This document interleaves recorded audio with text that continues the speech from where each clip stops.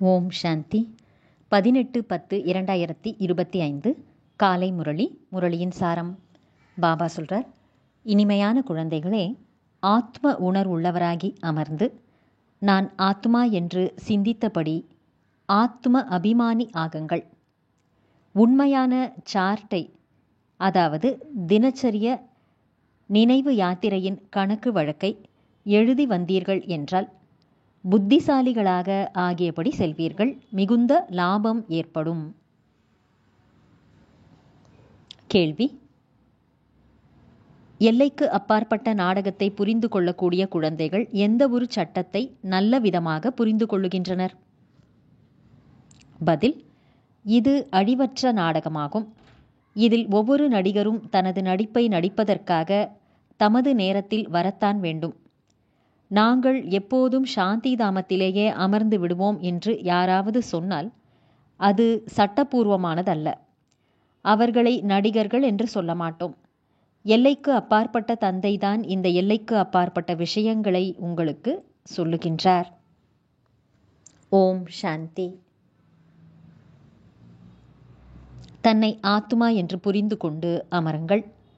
தேக அபிமானத்தை விட்டுவிட்டு அமருங்கள். எல்லைக்கு அப்பாற்பட்ட தந்தை குழந்தைகளுக்கு புரிய வைத்து கொண்டிருக்கின்றார்.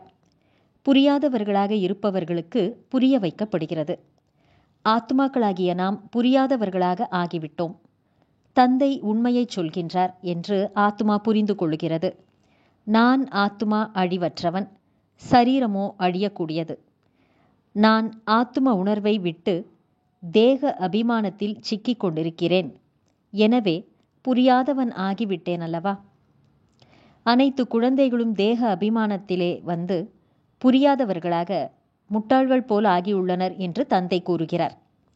பிறகு நீங்கள் தந்தையின் மூலம் ஆத்ம அபிமானி ஆகும்போது முற்றிலும் புத்திசாலிகளாக ஆகிவிடுகிறீர்கள். சிலர் ஆகிவிட்டனர், சிலர் முயற்சி செய்து கொண்டிருக்கின்றனர். முட்டாள்களாக ஆவதற்கு அரை கல்ப காலம் எடுத்தது. இந்த கடைசி பிறவியில் புத்திசாலி ஆக வேண்டியுள்ளது. அரை கல்பமாக புரியாதவர்களாக ஆகி 100% புரியாதவர்களாக ஆகிவிடுகின்றனர். தேக அபிமானத்தில் வந்து நாடகத்தின் திட்டப்படி நீங்கள் கீழே இறங்கியே வந்தீர்கள். இப்போது உங்களுக்கு விழிப்புணர்வு கிடைத்துள்ளது. என்றாலும் நிறைய முயற்சி செய்ய வேண்டும். ஏனெனில் குழந்தைகளுக்குள் தெய்வீக குணங்களும் இருக்க வேண்டும். நாம் அனைத்து குணங்களும் நிரம்பியவர்கள், 16 கலைகளும் நிறைந்தவர்கள். இப்படி இருந்தோம் என்று குழந்தைகள் அறிவார்கள். பிறகு இந்த நேரத்தில் குணமற்றவர்களாக ஆகியுள்ளார்கள். எந்த குணமும் இல்லை. குழந்தைகளாகிய உங்களுக்குள்ளும் இந்த விளையாட்டை பற்றி வரிசை கிரமமான முயற்சியின்படி புரிந்து கொள்ளுகிறீர்கள். இப்படியே எத்தனை வருடங்கள் ஆகிவிட்டன. எனினும் கூட புதியவர்கள் நல்ல புத்திசாலிகளாக ஆகியபடி இருக்கின்றனர். மற்றவர்களையும் ஆக்கக்கூடிய முயற்சி செய்கின்றனர். சிலர் முற்றிலும் எதையும் புரிந்து கொள்ளவில்லை. முட்டாளிலும் முட்டாளாக உள்ளனர். தந்தை வந்ததே புத்திசாலிகளாக ஆக்குவதற்காக. மாயையின் காரணத்தினால் நாம் முட்டாளாகிவிட்டோம் என்று குழந்தைகள் புரிந்து கொள்ளுகின்றனர். பூஜைக்குரியவர்களாக நாம் இருந்தபோது புத்திசாலிகளாக இருந்தோம். பிறகு நாம் தான் பூஜாரிகள் ஆகி முட்டாள்கள் ஆகியுள்ளோம். ஆதிசனாதன தேவி தேவதா தர்மம் மறைந்து விட்டது. இதை பற்றி உலகத்தில் யாருக்கும் தெரியாது. இந்த லக்ஷ்மி நாராயணர்கள் எவ்வளவு புத்திசாலிகளாக இருந்தனர். ராஜ்யம் செய்து கொண்டிருந்தனர். தந்தை சொல்லுகின்றார், நீயே அது, அதுவே நீ ஆவாய். தத்தத்துவம். நீங்களும் தன்னை குறித்து அப்படி புரிந்து கொள்ளுங்கள். இவை மிக மிக புரிந்து கொள்ள வேண்டிய விஷயங்கள் ஆகும். தந்தையை தவிர வேறு யாரும் புரிய வைக்க முடியாது. தந்தைதான் உயர்ந்ததிலும் உயர்ந்த புத்திசாலிகளிலும் புத்திசாலியாக இருப்பார் அல்லவா என்று இப்போது அனுபவம் ஏற்படுகிறது. ஒன்று ஞானக்கடலாகவும் இருக்கின்றார். அனைவருக்கும் சத்கதி வழங்கும் வள்ளலாகவும் இருக்கின்றார். தூய்மையற்றவரை தூய்மையாக்கும் பதித்த பாவனராகவும் இருக்கின்றார். இது ஒரு தந்தையின் மகிமைதான் ஆகும். இவ்வளவு உயர்ந்தவரிலும் உயர்ந்த தந்தை வந்து குழந்தைகளே குழந்தைகளே என்று கூறி எவ்வளவு நல்ல விதமாக புரிய வைக்கின்றார். குழந்தைகளே, இப்போது நீங்கள் தூய்மையாக வேண்டும். அதற்கான மருந்தை தந்தை ஒரே ஒரு மருந்தைத்தான் கொடுக்கின்றார். அவர் சொல்கின்றார், நினைவின் தொடர்பின் மூலம் நீங்கள் எதிர்காலத்தின் 21 பிறவிகள் நோயற்றவர்களாக ஆகிவிடுவீர்கள். உங்களின் அனைத்து நோய்களும் துக்கமும் முடிந்து போய்விடும். நீங்கள் முக்தி தாமத்திற்கு சென்று விடுவீர்கள். அழிவற்ற மருத்துவரிடம் ஒரே ஒரு மருந்துதான் உள்ளது. ஒரே இன்ஜெக்ஷனைத்தான் ஆத்மாவுக்கு வந்து போடுகின்றார். எந்த மனிதரும் வக்கீலாகவும் இன்ஜினியராகவும் ஒரே சமயம் ஆவதில்லை. அப்படி அல்ல, அனைத்து மனிதர்களுமே தத்தமது தொழிலிலேயே மூழ்கி விடுகின்றனர். வந்து தூய்மையற்ற எங்களை தூய்மையாக்குங்கள் என்று தந்தையிடம் சொல்கின்றனர். ஏனெனில் தூய்மையற்ற நிலையில் துக்கம் ஏற்படுகிறது. சொர்க்கத்தைத்தான் தூய்மையான உலகம் என்று சொல்வோம், சாந்தி தாமத்தை அல்ல. மனிதர்கள் அமைதி மற்றும் சுகத்தை விரும்புகின்றனர் என்பதையும் தந்தை புரிய வைத்துள்ளார். நல்லது. தாரணைக்கான முக்கியமான சாரம். 1. சரியான முறையில் தந்தையை நினைவு செய்யவும் ஆத்ம அபிமானி ஆவதற்காகவும் முயற்சி செய்ய வேண்டும். உண்மையான சார்ட் வைக்க வேண்டும். இதில்தான் மிகுந்த அதிக லாபம் இருக்கிறது. 2. அனைத்திலும் அதிகமான துக்கம் தரக்கூடியது காம விகாரம் ஆகும். யோக பலத்தின் மூலம் இதனை நீங்கள் வெற்றி அடைந்து பதித்தத்திலிருந்து பாவனர் ஆக வேண்டும். மற்றபடி யாருடைய விஷயத்திலும் உங்களுக்கு தொடர்பு கிடையாது. வரதானம்.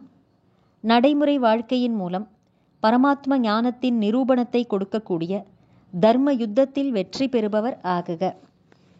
விளக்கம். இப்பொழுது தர்ம யுத்தத்தின் மேடைக்கு நீங்கள் வர வேண்டும்.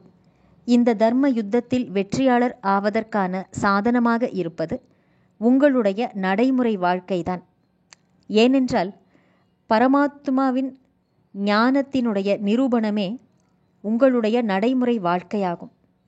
உங்களுடைய தோற்றத்தின் மூலம் ஞானம் மற்றும் குணம் நடைமுறையிலே தெரிய வேண்டும்.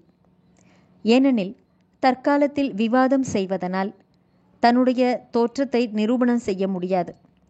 ஆனால் தன்னுடைய நடைமுறை தாரணையினால் ஒரு நொடியில் எவரையும் அமைதியாக ஆக்கிவிட முடியும். ஸ்லோகன்.